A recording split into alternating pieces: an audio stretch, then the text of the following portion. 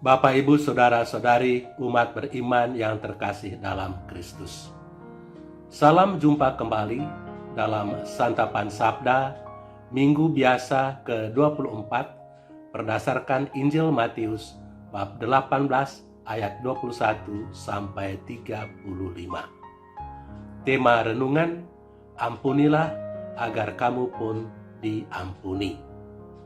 Saudara-saudari yang terkasih, pernah diceritakan bahwa pada suatu hari Mahatma Gandhi didatangi oleh seorang bapak yang anaknya dibunuh oleh seorang muslim. Sebagai tindakan pembalasan, bapak itu juga membunuh seorang anak yang beragama Islam. Karena tidak tahan akan penderitaan batin yang dialaminya, maka pada suatu hari dia datang meminta nasihat kepada Mahatma Gandhi.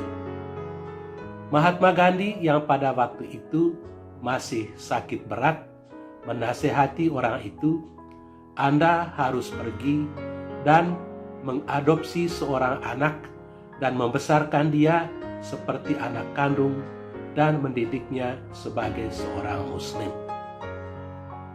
Permintaan itu dirasakan terlalu berat oleh orang itu, sehingga dia meninggalkan Mahatma Gandhi dengan penuh kekecewaan. Tetapi beberapa waktu kemudian, dia mengambil seorang anak dari keluarga muslim dan memeliharanya di rumah. Tetapi dia masih tidak suka dengan anak itu.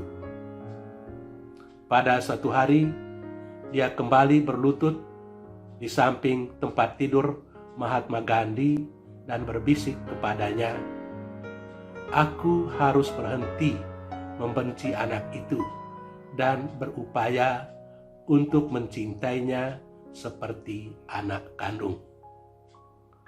Dengan tekad seperti itu, dia akhirnya bisa membesarkan anak angkatnya itu sebagai seorang muslim dan mencintainya seperti seorang anak kandung. Bapak itu telah mengubah kebencian menjadi kasih karena pengampunan yang tanpa batas.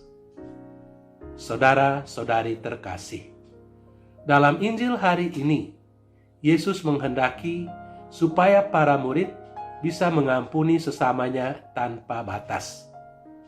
Hal itu terjadi ketika dia menjawab pertanyaan Petrus, "Tuhan, sampai berapa kalikah aku mengampuni saudaraku yang berbuat salah kepadaku? Sampai 7 kalikah?"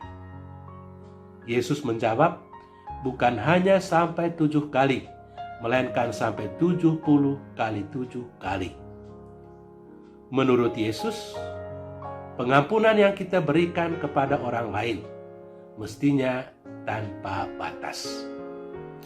Tentu saja hal itu berbeda dengan apa yang dipikirkan Petrus. Petrus, sebagaimana halnya dengan orang-orang lain, berpikir bahwa pengampunan itu mesti ada batasnya. Menurut tradisi orang Yahudi, orang boleh mengampuni sama saudaranya sebanyak 3 kali saja.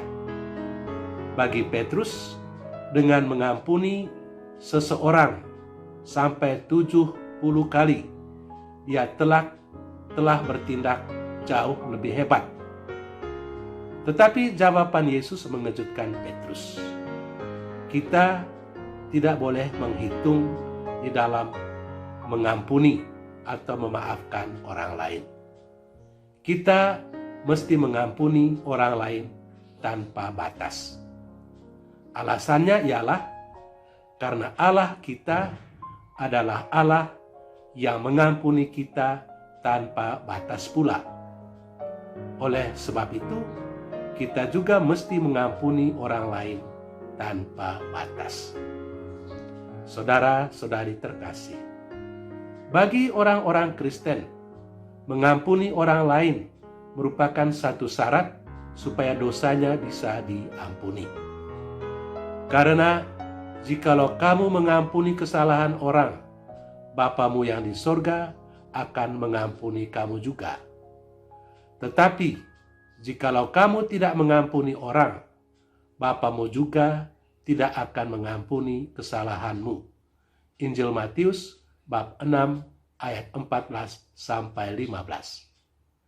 Hal itu berarti bahwa dosa-dosa kita akan diampuni sejauh kita mengampuni orang-orang lain yang telah berbuat salah kepada kita. Dengan demikian, memaafkan atau mengampuni orang lain merupakan salah satu syarat untuk bisa masuk ke dalam kerajaan Allah. Saudara-saudari terkasih, apa pesan Injil hari ini untuk kita? Pertama, kita perlu memaafkan dan berrekonsiliasi dengan orang-orang yang telah berbuat salah kepada kita. Hidup kita terlalu singkat untuk mengisinya dengan memelihara kebencian dan konflik. Seseorang diampuni bukan karena dia layak diampuni, melainkan karena kita mau mewujudkan kasih Allah yang tanpa batas, sekalipun seseorang itu mungkin tidak pantas untuk diampuni.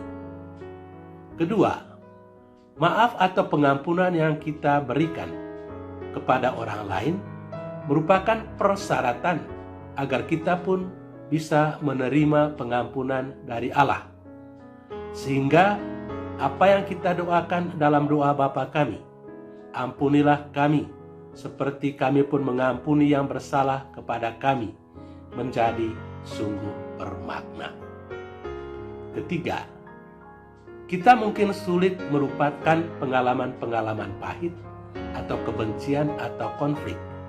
Tetapi kita selalu ingat bahwa dengan memelihara kebencian atau konflik, maka kita sesungguhnya meminum racun untuk diri kita sendiri.